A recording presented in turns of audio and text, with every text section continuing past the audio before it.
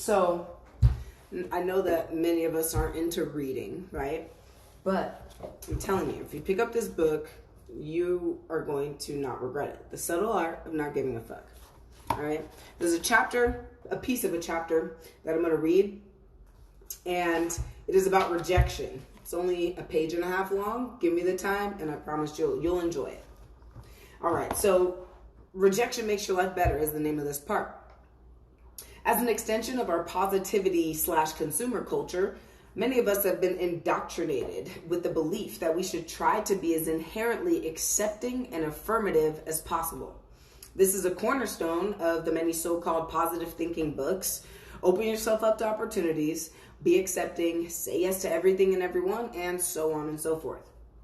But we need to reject something. Otherwise, we stand for absolutely nothing.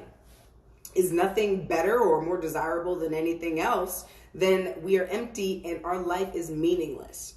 I'll say that again. If nothing is better or more desirable than anything else, then we are empty and our life is meaningless. Okay? We are without values and therefore live our life without any purpose. That's what happens when you don't reject things. The avoidance of rejection, both giving and receiving rejection, is often sold to us as a way to make ourselves feel better. But avoiding rejection gives us short-term pleasure by making us rudderless, and directionless in the long term. To truly appreciate something, you must confine yourself to it. There's a certain level of joy and meaning that you reach in life only when you spent decades investing in a single relationship, a single craft, or a single career. And you cannot achieve those decades of investment without rejecting the alternatives. The act of choosing a value for yourself requires rejecting alternative values. If I choose to make my marriage the most important part of my life, then that means I'm probably choosing not to make cocaine-fueled hooker orgies an important part of my life. If I'm choosing to judge myself based on my ability to have open and accepting friendships, then that means I'm rejecting trashing my friends behind their backs. These are all healthy decisions, yet they require rejection at every turn. The point is this: we all must give a fuck about something in order to value something. And to value something, we must reject what is not that something. To value X, we must reject non-X, for example.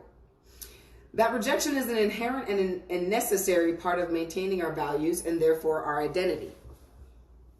We are defined by what we choose to reject. And if we reject nothing, perhaps in fear of being rejected by something ourselves, then we essentially have no identity at all. That rejection is an inherent, So that rejection is an inherent and necessary part of maintaining our values and therefore our identity. We are defined by what we choose to reject. And if we reject nothing, we have no identity at all. Sorry, I just read that part. My apologies.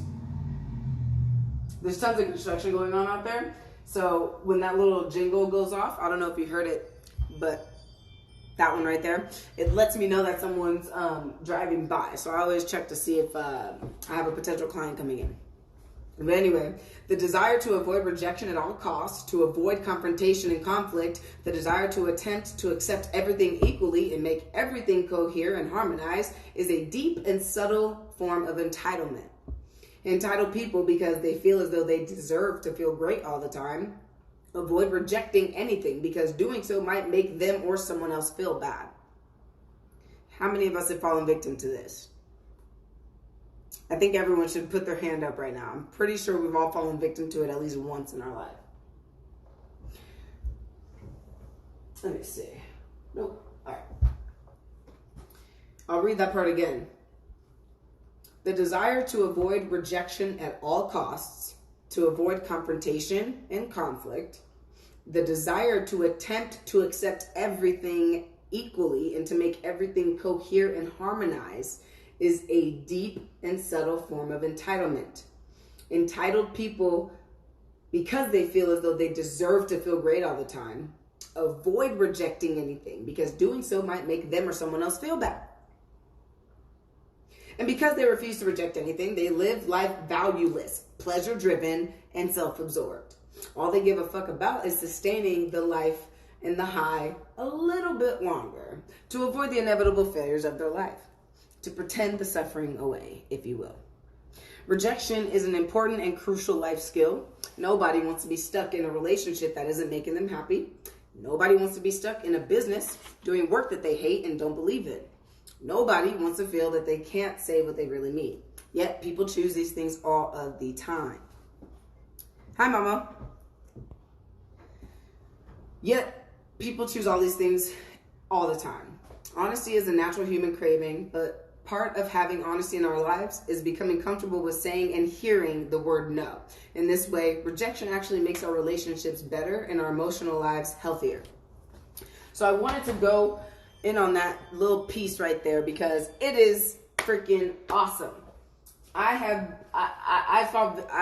to say, I've been the type of person in where the word no, I don't like it. I don't like saying it and I don't like getting it. Right? And what I just read, it encompasses all those reasons as to why. One, being afraid of making yourself feel bad or another person. Two, not having actual values to stand on in order to actually reject something without feeling bad about it. And three, it's really that empathy thing, you know? It's feeling bad. And why do I feel bad? Why do you feel bad if you say no to somebody? You know, I'm trying to simplify it. I'm trying to simplify it and kind of treat it like a bag of chips, you know? If I feel like eating a bag of chips and I'm offered it, I will say yes. If I don't feel like eating a bag of chips and I'm offered it, I will say no. However, with that no will come something that is not guilt. It will actually turn into a strength because I'm strengthening that muscle of no, I don't need it, I don't want it, even though it's brought to my attention. There's a really, really amazing quote, and it goes, you can entertain an idea without accepting it. And when I heard it, it may sound simple, right? But everybody's different. So when I heard it, it spoke to like my heart, and it told me, you know, you don't have to accept every belief and everything that comes your way. You just because you feel a certain way, you feel moved by something, it doesn't necessarily mean that it's right for you. And I feel like that's a really big lesson to learn, especially out of the rejection standpoint, because then I have to learn how to then reject those things. So that's all. I just wanted to read a piece of my book. I really hope you enjoyed what I said here, and I love you, and I'll see y'all soon.